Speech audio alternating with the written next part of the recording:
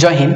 আজকে আমরা দেখব যে সেন্স অর্গানকে বলে বাংলায় ইন্দ্রিয় জ্ঞান। আমরা যে বাইরে থেকে আবহাওয়া বুঝতে পারি কি কি দ্বারা? প্রথমত চামড়া, তারপরে নাক, তারপরে চোখ, তারপরে কান আর জিভ। এগুলো থেকে আমরা বাইরের আবহাওয়াকে বুঝতে পারি, স্বাদকে বুঝতে পারি, চোখ দিয়ে দেখতে পারি। তাহলে এই সব অঙ্গ দিয়ে আমরা আবহাওয়াকে আমরা অনুভব করতে পারি। তাহলে প্রথমে আমরা চামড়া থেকে শুরু করি। চামড়াকে বলি আমরা স্কিন। তাহলে যেমন একে বলি আমরা সেন্স অর্গান। তাহলে আমরা স্কিনের প্রথমে দেখব যে আমরা স্কিনের বা চামড়ার কটি পুরু আছে বা কটি লেয়ার আছে। তাহলে লেয়ার অফ স্কিনের লেয়ার দুটি, একটি হচ্ছে এপিডার্মিস আর একটি হচ্ছে ডার্মিস। তাহলে এপিডার্মিসের কাজ কি আর ডার্মিসের কাজ কি? আমাদের শরীরের বা চামড়ার উপরের অংশটা কি হয়? এপিডার্মিস। উপরে যে অংশটা আছে এপিডার্মিস। তাহলে উপরে পুরু বা বাইরে যে পুরুটা থাকছে সেটা হচ্ছে এপিডার্মিস। এবং এতে কোনো ব্লাড পাওয়া যায় না বা কোনো রক্ত পাওয়া যায় না। আমরা সময় সময় দেখি যে কোনো দেওয়ালে যদি একটু ঘষা যায় তো হালকা করে চিরা যায়, হালকা একটা পুরু থাকে, ওটা উঠে যায় কিন্তু কোনো ক্ষতি হয় না, চিরেছে তাও বুঝতে পারা যায় না। তাহলে সেটাই কি হচ্ছে? এপিডার্মিস। আর এখানটায় কোনো রক্ত থাকে না। এখানটাতে কি থাকে? যে মেলানিন পাওয়া যায়। কি পাওয়া যায়? মেলানিন পাওয়া যায়। মেলানিন কী করে? শরীরের রং প্রদর্শন করে। যার চামড়ায়, উপরের চামড়ায় যত মেলানিন থাকবে তাকে দেখতে তত ভালো লাগবে, চকচক করবে। কি হচ্ছে যে এর লেয়ার হচ্ছে 5টি। তাহলে যদি বলে এপিডার্মিসে কি রক্ত পাওয়া যায়? না। এপিডার্মিসে চামড়া কটি লেয়ার? 5টি লেয়ার। এপিডার্মিসে কি পাওয়া যায়?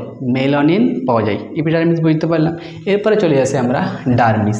ডার্মিস কি আছে? এপিডার্মিসের ঠিক নিচে এতে গ্রন্থি থাকে। অনেক কি থাকে? গ্রন্থি পাওয়া যায়। গ্রন্থি চ্যাপ্টে আমরা পড়বো গ্রন্থি কী কী পাওয়া যায়।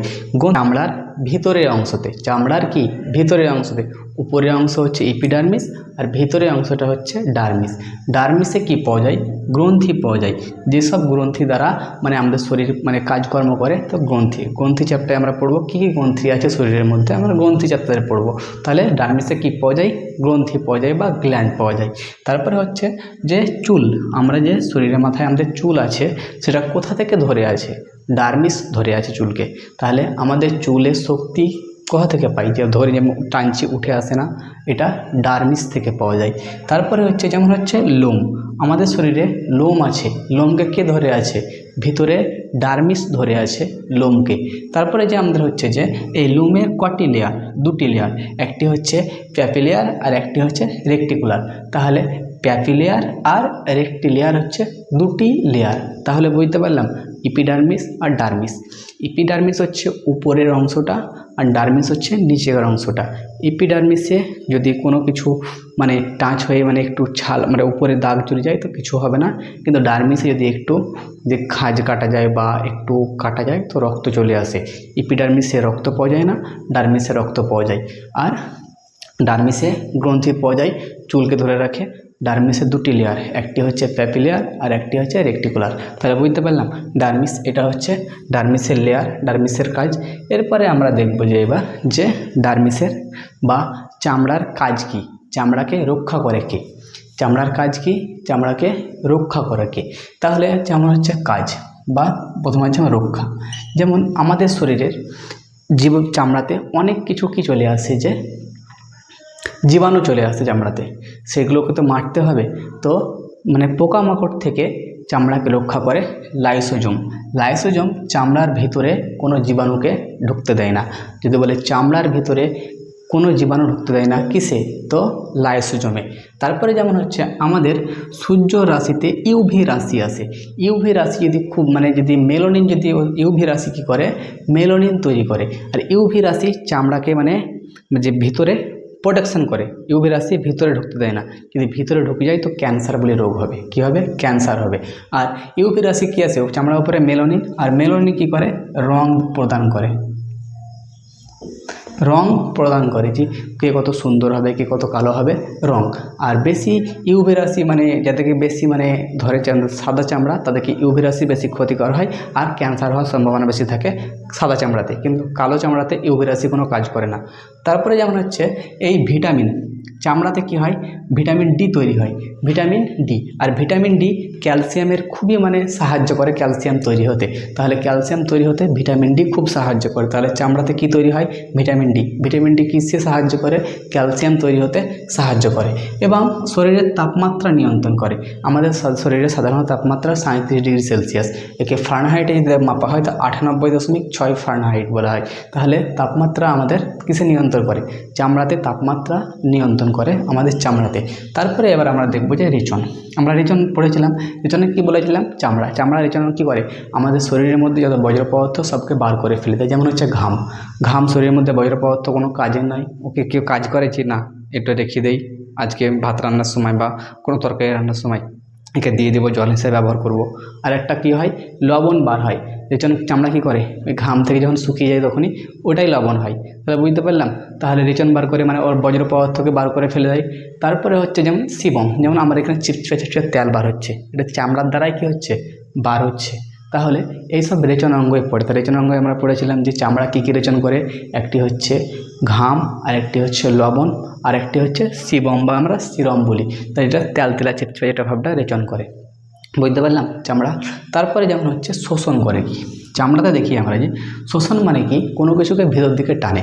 যেমন আমরা ছোট বাচ্চা ছেলেকে জনসন বেবি বা কোনো অয়েল মালিশ করি, এরকম করি, মালিশ করার পরে কি হয়, চামড়া চকচিকা হয়, মানে মোলায়ম হয়, নরম হয়। তাই জন্য তো আমরা চকচিকা করি। তা শোষণ করছো তবে তো মাখছি, শোষণ নাই করতো তাহলে তো আমরা মাখতাম না, তাহলে ছেড়ে দিয়ে আমাকে এরকম খেতাম ট্যাবলেটের মতো। ভিটামিন ই খেয়েছি, জনসন বেবি ট্যাবলেট, ভেতর থেকে সাদা হবে, এরকম তো নয়। তাহলে যেরকম আমাদের ডাক্তারে কি করে যে মলম দেয়, যে চামড়া কারো যদি পুড়ে যায় বা কিছু হয়ে যায় তো হালকা করে মলম দেয়, যে মলম লাগাও চামড়া ঠিক টেনে নেবে।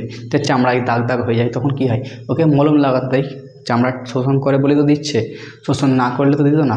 সেরকমই চামড়া কী করে, আমরা যেসব তেল মালিশ করি সেটা শোষণ করে, বা ক্রিম মানে কোনো কিছু ওষুধ মালিশ করি সেটাকেও শোষণ করে।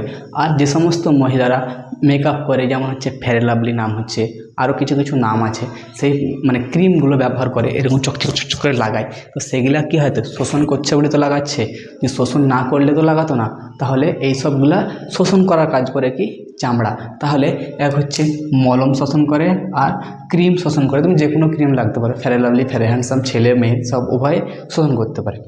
আমরা শোষণ তো বুঝতে পারলাম, কিন্তু আমাদের শরীরে যেমন চামড়া, আমরা কি চামড়া, আমাদের শরীরের চামড়া বা স্কিন, এটা 14 থেকে 28 দিনের মধ্যে 14 থেকে 28 দিনের মধ্যে কী হয় যে চামড়া পরিবর্তন হয়ে যায়, মানে নতুন চামড়া বার হয়। যে চামড়া আছে এই চামড়া কী হয় 14 থেকে 28 দিনের মধ্যে আবার নতুন চামড়া বার হয়, কিন্তু আমরা বুঝতে পারি না। ঘষে আমরা তুলে দিই হালকা পরত, কোনটা ওঠে, ওটা হচ্ছে ইপিডার্মিস।